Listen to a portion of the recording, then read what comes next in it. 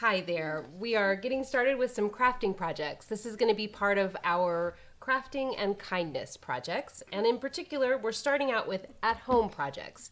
These are projects that you should have the materials at home, we hope, and also a little bit of creativity from young people that are at home with you, and also a way of sending out that joy and laughter into our community during a time when we most need it. So the first project is going to be called Is Key, or Hope is Key.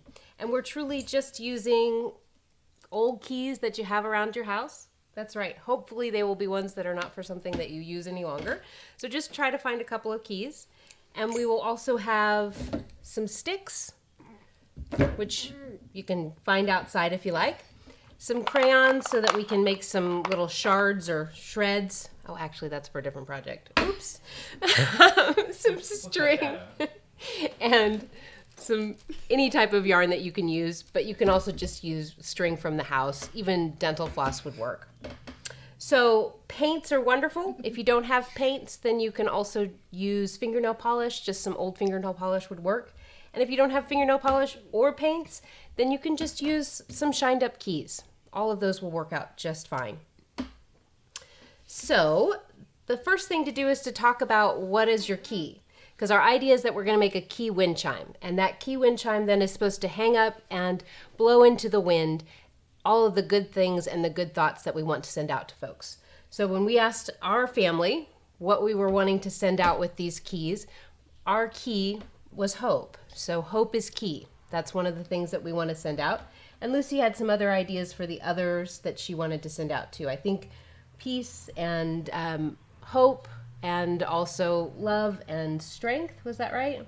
And joy. And joy. So let's see. What were the 5 things again? Peace, love, joy, hope, strength. Awesome. So we're going to paint those. Lucy's going to show us we're going to paint those, right? Get those finished up. I think we just have the yellow tends to be a hard one to paint. And then after we get them all painted, we're of course going to get ourselves some string and we'll string them up. And what was the stick that you chose, Lucy? This one. Awesome. Why'd you choose that one? Do I have to say? You don't have to. No. It looks like it's smiling. Yeah, it looks like a smile. So now we have our keys sort of painted. You probably can let them dry a bit longer than we have, but they are going to be strung with the string. And we want to make sure that they're close enough so that when the wind blows, they do hit, so that those good thoughts can be heard. We're hoping to give these to some neighbors so that when they are feeling lonely, they might look out in their window and see them, or even if they forget about them, they will hear them.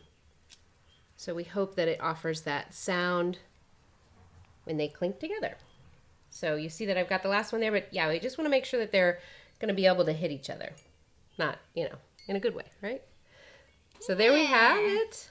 And then the last piece that you're going to need to do is add a string around the top so it can be hung. So Lucy's going to hold that for me one more time.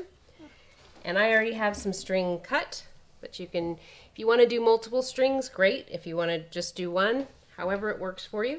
And then I'm just going to tie it around the end here, and then I will tie it on the other end as well. Thank you, ma'am.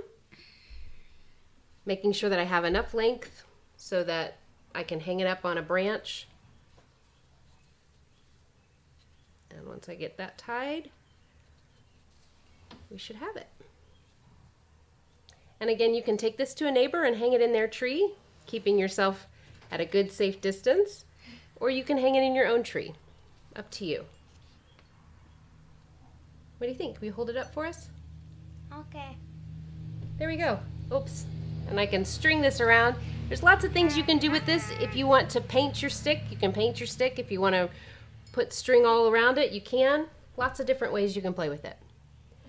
So this is our key wind chime. And again, thinking about the things that we are going to send out into the community as it hangs on a branch. And we hope that you enjoy making your own. We'd love to see some pictures if you'd like to send them to us. Right, today we are going to talk about how I care, or how I love. And the idea is that we're going to teach about how to draw an eye. One of the things about drawing an eye from when we were in school, from a football to an actual eye, is understanding a little bit about the eye itself. We know that the eye is a ball, so the first thing you want to start off with is a circle. And you want to sort of sketch that out. And the idea about sketching is using several lines to depict a single line that we'll put in later. So starting with the circle, inside that circle will be a smaller circle, the pupil of the eye, or the iris, and then we're going to add in one more circle, but we're not going to complete that circle. We're just going to add in the reflection of the light. There's always a light source somewhere, otherwise we wouldn't be able to see. Now this looks like a very wide opened eye, so we're going to go ahead and put some lids on it. The important thing to understand about lids is they're not straight across. They're actually rounded. You want to start at the top of the iris here, and you're going down one side, and then we'll go down the other side. The bottom eyelid, you want to make sure that it comes close to the actual iris. It doesn't need to touch, but it gives us sort of that curved, closed look that we're looking for. As we continue on, we want to focus on how the sides of it grow, and the idea is we're going to add in just a little bit of shading here, which is just basically adding in some extra lines on the rounded part, or where the ball of the eye would be.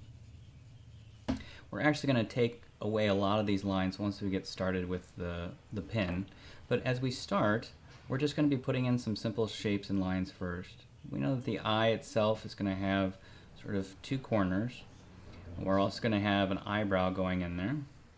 I will start by making the curve of the eyebrow and then just making a bunch of furry lines going back in one direction.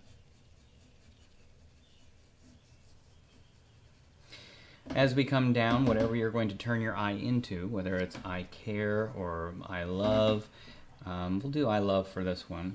And the idea is we'll just put a big heart. Sometimes it's easier to draw it than to say it. So as we put that big heart in there, if we want to go ahead and put the letter U in as well. Again, when I sketch, I throw in a bunch of lines. Not that I will keep all of them, but it'll help me to decide which ones to use when I go back over them. The coloring in, or the extra shading that we're going to use, starting with our pen. You can use any kind of pen if you want to use a thin marker. But the idea is now that we have the foundation, we're going to go on top of the foundation and choose the lines that work best for us. So I'm going to just start going over. Instead of using a bunch of lines, I'm just choosing one. That one line that I choose will be the one that gives me the shape or the direction that I'm looking for when creating my drawing. In this case, my eye. When making different areas that I know that I'm going to color in, I want to make sure that going on top, I color in as much as I can, reserving a spot that I'm going to leave open. For the iris, I usually will just connect the outside with the inside, going around once, and then I'll go around maybe one more time, and then I'm going to focus on just the darker area. If you haven't looked at your eye before, there is some pretty interesting stuff. Right around the outside edge is usually darker than the inside edge. So instead of doing longer lines, I'm doing shorter lines just around the edge. These are simple lines, not going all the way to the center. We talked about adding in some of the shading for the side, so I'm just going to put in some lines, keeping inside that original circle that we used to start us off with. Maybe even if we look at our eye, we know that the meaty part of the eye is on the inside, so that'll be a little bit darker. Some darkness down here as well. When we're all done and the pen has had a moment to dry, we'll go ahead and erase, and allowing us to see what lines we might need to continue to add in. You can always add in more lines. If we need to make something darker, going back over it again. Once you've finished with the pen, whatever colors you have, whether crayons, markers, adding in that special touch. The great thing about these are they're the perfect size to make as a postcard, sending to somebody, or just dropping in a mailbox of a neighbor. It's an opportunity to share both that connection and that thought. Once I have the lines that I want to keep, I want to go ahead and clean it up a bit, getting rid of some of those lines that I didn't want to keep. Having a good eraser always helps this process, but it also helps to figure out where I might need to add a little bit more.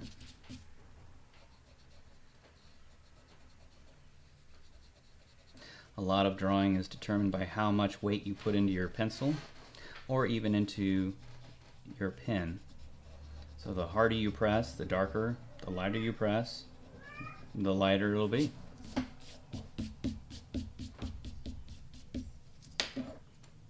So as I go back over, almost finished now, I'm looking for areas that might need just a little bit more of coloring. I'm pressing very lightly on the outside edge of the ball here as it comes in. I'm going to darken up the upper lid a little bit. If you wanted to add in eyelashes, you can, just by a simple pulling up. You don't want to do too many, and you don't want them all to be the same length, but simple 1-2 strokes, always going back over if you need. Having that bottom lid as well, if you want to add in a couple there, you're more than welcome to. When I erased, I didn't let this dry enough, but you know what? I can use my imagination and find a solution to that. Just by darkening this in, nobody will know unless you watch this video. When you have finished your design, whether it's I care, I love you, I want to help, whatever that message that you want to convey, on the back you'll want to probably put a line if you're going to mail this right in the middle. So on one side you can have your message, and on the other side you want to have your address and stamp, making sure that you put the stamp on before you put the address. That way you know you have plenty of room. And that is how we show we care and that we love, using the eye. Okay, so now we have our wonderful wax paper inside and we're ready to use our iron. I'm going to show you that if we do too much of that dark, we will end up with a lot of blacks in our finished product. And as we iron here, you'll see that I'm just going to press with the iron just very lightly for about 3 seconds each time I press. If you do it lightly and very quickly, you'll get a little bit more dimensions. Otherwise, you'll get a little bit more melted. So up to you, however you want that to look. So I'm going to take this little guy and I'm just going to press 1, 2, 3, 1, 2, 3, 1, 2, 3. It may have gone too far. We'll see. And the steam is off. Do be sure that the steam is off. Let's see how it turned out. Yeah, that looks pretty good. So there is the one that we just made together. And again, we got a lot of nice purple in there, which is wonderful because Lucy got those all done. And since we didn't press for very long, it stayed with nice colors. So now we're going to take from there, and again, another reminder, I used that paper so that it didn't end up getting on my iron because you do not want it to get on your iron. And I also have down a couple of things, so if you're going to do this right on your ironing board, you want to make sure you have something else down, like an old piece of cloth, so that you don't end up with wax on your ironing board or your iron. Once you have that piece done, and you no longer need to burn yourself on the iron, thank you, we're going to have that turned off, then you're going to use a piece of paper to, here, a piece of construction paper. And what you're going to do, and I can show this real quick, which we can cut out some of that, but you're basically just going to cut a heart. And I just do it freehand, but if you want to, sketch it out, you can. But you're just going to take a heart, make sure that it's going to fit into the size that you want. And as long as it fits, then you can cut through it so that you can make a little thin heart so that it's just that outline. And that's going to end up being what allows it to look a little bit more like a stained glass picture. I'm going to use one that I did before because it's a little neater. So you can take those.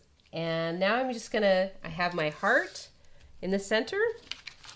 I'll want to use that same piece of paper and trim out some nice lines so that I can frame it. And I have, of course, some nice ones here for me. And I will use those frames to go on the top and, of course, on the sides. But then with my other pieces, I'm going to cut those so that I create, and I'm going to grab the sample that I have behind me, so that I can create some lines that I glue on just like this. So then again, once you get that glued, then you have a wonderful piece that you can send out. And as we talked about, I'm going to reach for it. You can put that into a card. And then when you're able to send those cards out, you can also, give them a nice little letter and a blank card that they can send on as well. There you go.